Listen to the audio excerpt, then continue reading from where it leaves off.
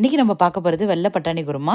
பட்டாணியை ஒரு 5 மணி நேரம் ஊற வச்சுட்டு அதுக்கப்புறம் குக்கரில் விட்டு ஒரு 4 விசில் விட்டு எடுத்து வச்சுக்கோங்க. அதுக்கப்புறம் 4 பல்லு பூண்டு, இஞ்சி, பச்சை மிளகா, பெருஞ்சீரகம், கசகசா, ஒரு மூடி தேங்காய் துருவல், அதுக்கப்புறம் பொட்டுக்கடலை எல்லாத்தையும் சேர்த்து அரைச்சி தனியாக எடுத்து வச்சுக்கோங்க. இப்போ ஒரு பேனில் கொஞ்சமாக எண்ணெய் விட்டு பெருஞ்சீரகம், கரம் மசாலா பொருள், நீல வாக்கில் வெட்டின 2 பெரிய வெங்காயம், அதுக்கப்புறம் கொஞ்சமாக உப்பு சேர்த்துக்கோங்க. அதுக்கப்புறம் தக்காளி 1 சேர்த்துக்கோங்க. நல்லா வதக்கி விட்டுருங்க.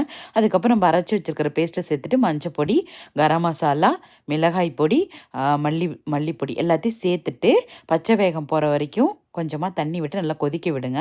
அதுக்கப்புறம் நீங்கள் உப்பை சேர்த்துருங்க.